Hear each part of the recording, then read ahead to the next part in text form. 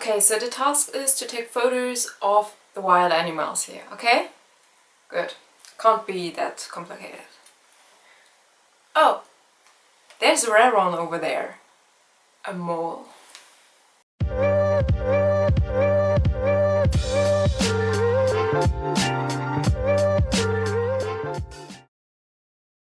Hello everyone and welcome back to a new Hints and Theories video, this time about episode number 8.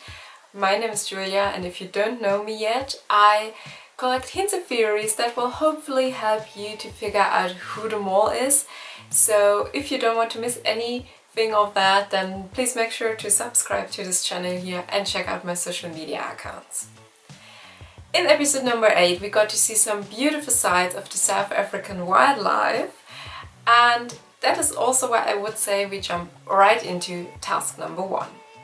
The task in which they had to take photos of the wildlife, and the most important part of the task actually already started before they went on their safari tour.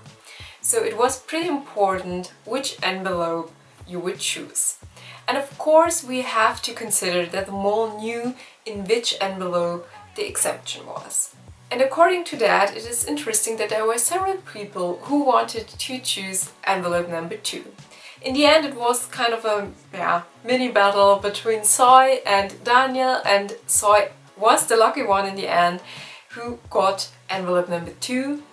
Then there were only Jura and Renomi left over, and yeah, at the first sight it seemed like Jura would decide, but then he let Renomi choose, and Jura was left with envelope number 4. And guys and girls, I know the number 4 is something we talked about in last week's video, and that it could also be a hint to Jura, as his last name is Geluk and the clover leaf has 4 leaves.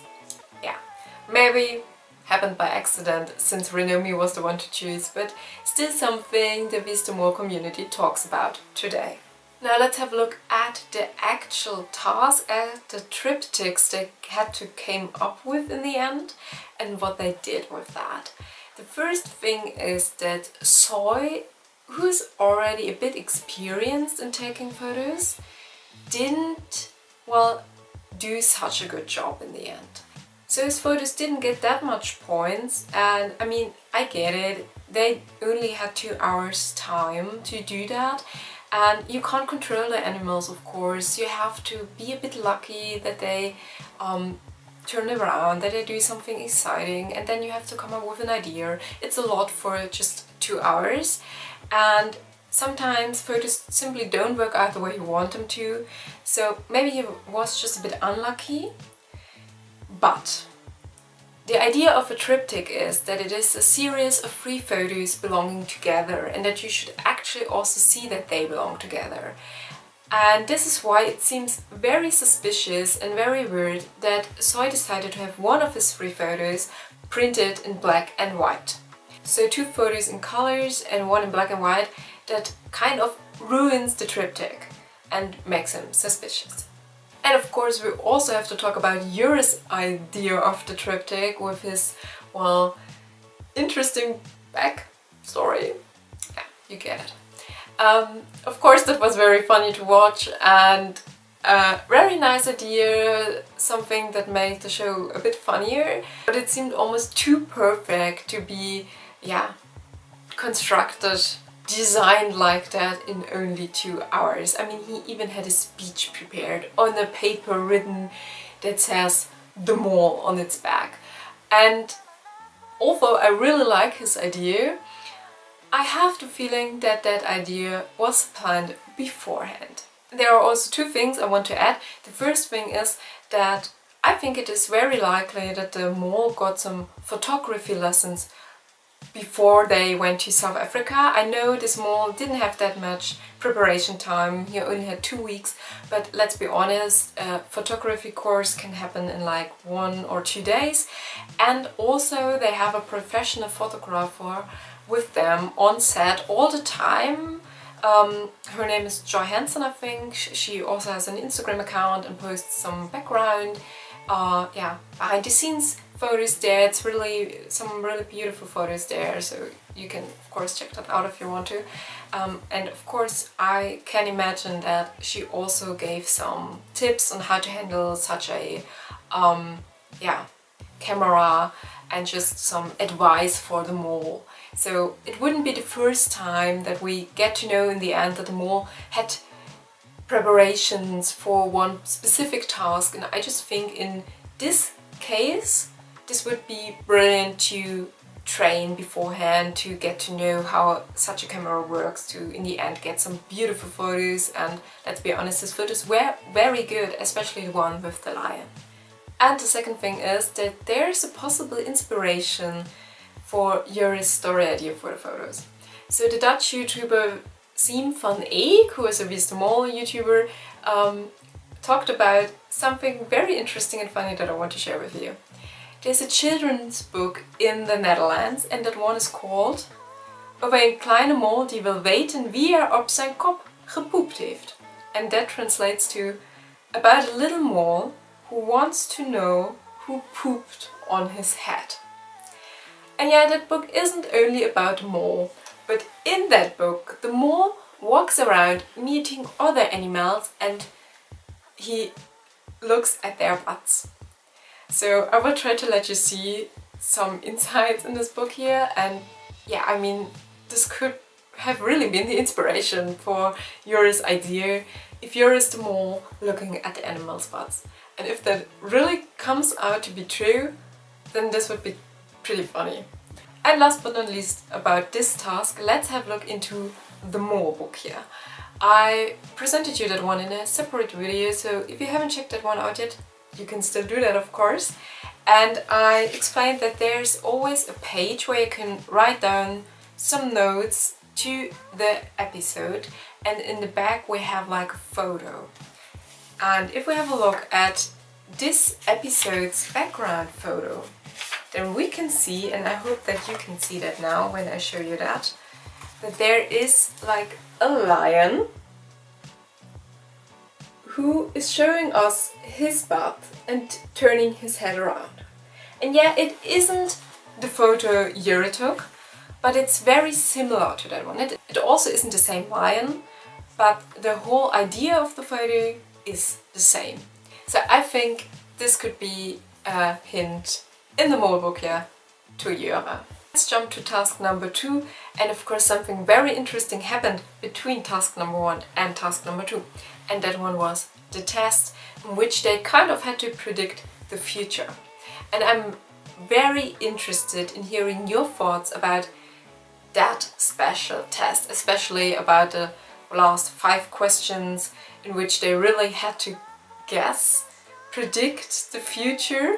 So let me know down there in the comments below what you think about this way of, well, influencing the show. So in task number 2, of course, candidates tried to influence how the task turned out because they wanted to get their answers in the test correctly. And the one who did that, well, with the most force was Soy. He shot Daniel twice, and he also tried to get Renomi shot at least once. And yeah, I think he really did that because he wanted his test answer to be correctly, but of course it could also be mole behavior. The sooner you get candidates out of the game, the less likely it is that there will be a lot of money earned. So of course we could also interpret it as mole behavior.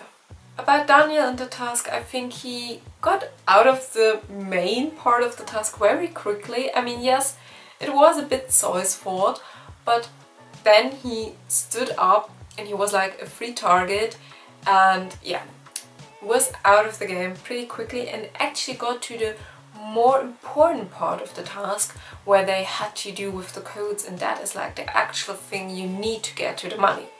So he kind of changed positions and got himself in a very important position by getting shot very quickly. And about his third shot, we didn't really get to see who shot him the third time. That could have been Renomi as well. She was, well, kneeling next to him and could have been her influencing the game as well. And of course there's also something about Yura in that task. He was the only one who lost the code due to being, well, out of the game, to losing all his lives. And that of course would make the whole task a bit more complicated and earning money a bit more complicated. And there are some more things that I want to talk about. The first one is that the lion was very prominent in this episode. So we got to see it several times, and it is also part of the mole book here, as I just showed you. And the lion is also a star sign, and it actually is Renomi's star sign. And talking about Renomi, I have to mention something that kind of freaked me out a bit.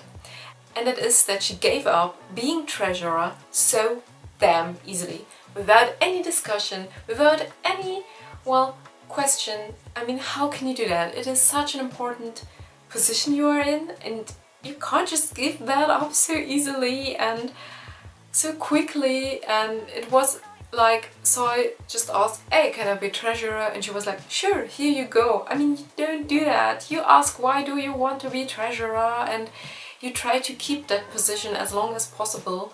And I mean, yes, if she's a candidate, then she doesn't know that there is a hint on the money. But from older seasons, we know that it wouldn't be the first time that the money has something important written on it. So keep that money and, well, analyze it, look at it, and make sure that the mole doesn't get the money. If anyone out there of you is deep down in a Renomi tunnel, then I have a possible explanation why she gave up being treasurer. And that one actually is inspired by last week's More Talk. So you know, the More Talk is like a talk show where they always talk about what just happened in the episode, and they have 3 guests each week, and usually 2 old candidates and 1 old mole. Last week's episode, the mole who was there as a guest was asked if he would like to be treasurer, and he explained that he actually became treasurer at some point in his season, and that he didn't like it that much, because when you're a treasurer, everyone watches you even more closely, and they know how much money is in the pot, and they will ask you several times how much money there is, and it's just people will, well, try to watch you even more. And that of course is something that you do not want as mole, but still you can influence a lot in the game when being treasurer, and I definitely do not get, no matter if she's the mole or a candidate, why she gave it up so quickly. And at the end of this video, I also have one more hint leading to Soy for you.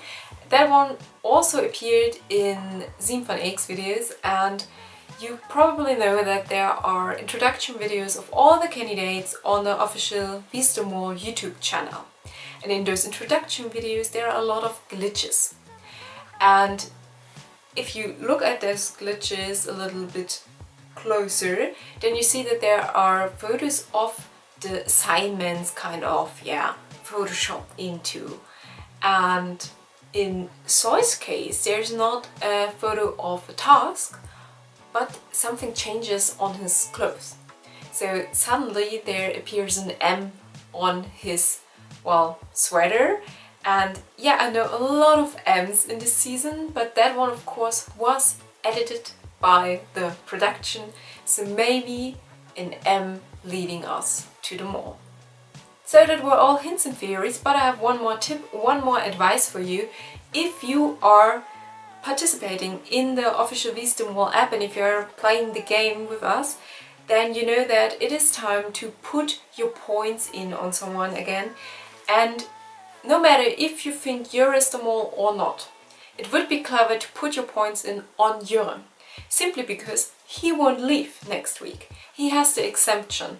So if you put your points in on Jure, then you definitely won't lose any points. At least that is how I understand the game. He can't leave, so you won't lose points. Of course, at the end of the season you get extra points when you put points in on the right mole. And if he isn't a mole, then that wouldn't be the case. But hey, it's either getting extra points or losing points when someone leaves. So putting your points in on Jure would definitely be a safe option. And that is what I'm going to do right now. So here you can see it, and I put in all of my points on Jure, not only because it is the safe option, but also because I think that he is the mole. Now you know who my mole is, who my main suspect is. Definitely let me know who you think is the mole down there in the comments below. And yeah, there were all hints and theories to episode number 8. Also let me know if I've missed anything important, if you've spotted a cool hint, a cool theory down there in the comments below. I always love to read all of that ideas you have. And yeah, definitely make sure to subscribe to this channel to not miss any further hints and theories videos, and also check out my social media accounts. Until next week, bye!